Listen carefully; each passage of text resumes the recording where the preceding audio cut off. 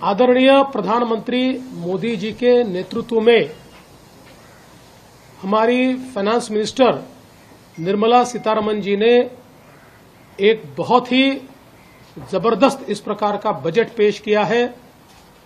विशेष रूप से इसको हमारे मध्यम वर्ग के लिए ड्रीम बजट कहा जा सकता है। ऐसा बजट उन्होंने पेश किया है, इसलिए मैं उन्हें बहुत बहुत बधाई देता हूं। विशेष रूप से इनकम टैक्स का एग्जम्पशन स्लैब जिस प्रकार से परिवर्तित किया गया है और 12 लाख रुपए तक कोई इनकम टैक्स नहीं लगेगा, ये जो घोषणा है ये निश्चित रूप से एक मील का पत्थर भारत की अर्थव्यवस्था के इतिहास में साबित होगा। 7 लाख से सीधा 12 लाख का जंप। और मैं बता देना चाहता हूं कि 2014 में मोदी सरकार ने ही 2.5 लाख तक एग्जम्पशन लिमिट लेकर वो गए थे।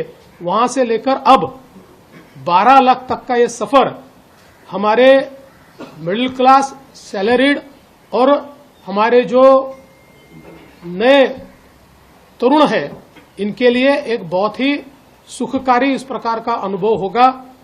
इसके कारण एक डिस्पोजेबल इनकम एक बहुत बड़े तबके के हाथों में आएगी, जिसके कारण खरीद भी होगी, डिमांड भी बढ़ेगी, एमएसएमई को भी फायदा होगा, रोजगार की भी निर्मित होगी।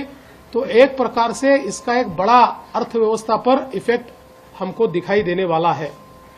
इसके साथ साथ जिस प्रकार से कृषि के क्षेत्र में अलग अलग योजनाओं को घोषित किया है, फिर 100 जिलों में जो नई कृषि की योजना हो, या फिर जो हमारे ऑयल सीड्स है, दलहन तिलहन है, इसके लिए एक नई योजना की घोषणा हो।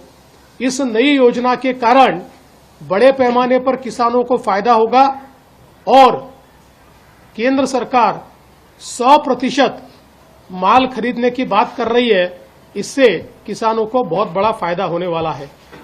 हमारे जो मच्छीमारी करने वाले किसान हैं, उनको भी 3 लाख रुपए की जगह 5 लाख रुपए क्रेडिट कार्ड के माध्यम से सीधे बिना ब्याज के मिलेंगे और कृषि के क्षेत्र में बहुत बड़े पैमाने पर निवेश ये होता हुआ हमको दिखाई देता है।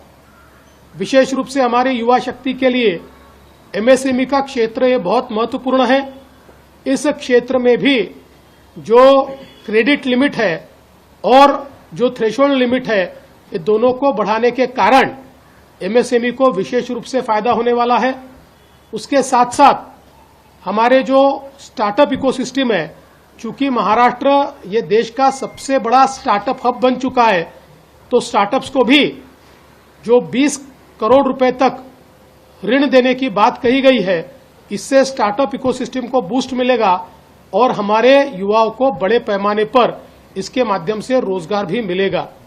इंफ्रास्ट्रक्चर के क्षेत्र में भी जिस प्रकार से पीपीपी को बढ़ावा देकर इंफ्रास्ट्रक्चर में प्राइवेट सेक्टर के निवेश को बढ़ाकर एक प्रकार से बड़े पैमाने पर रोजगार का निर्माण करने का जो फैसला किया गया है, राज्यों को 50 साल का बिना ब्याज का इंफ्रास्ट्रक्चर ऋण देने के लिए 1.5 लाख करोड़ रुपए ये केंद्र सरकार ने रखे हुए हैं। इसके कारण इंफ्रास्ट्रक्चर में भी बहुत बड़े पैमाने पर फायदा होगा। इसके साथ साथ कई योजनाएं जो केंद्र सरकार ने आज घोषित की है, मैं ऐसा मानता हूं एक पाथ ब्रेकिंग इस प्रकार का यह बजट है। 21वीं शताब्दी में एक नई दिशा देने वाला यह बजट है। विकसित भारत की ओर भारत को ले जाते हुए समावेशी विकास, सभी को साथ में लेकर समावेशी विकास करने वाला इस प्रकार का यह बजट हमारे प्रधानमंत्री जी ने और हमारे फाइनेंस मिनिस्टर ने यहां पर रखा, इसलिए उनको मैं बहुत बहुत बधाई देता हूं। Subscribe to Mid Day India. Get direct notifications on all our videos by clicking on the bell icon.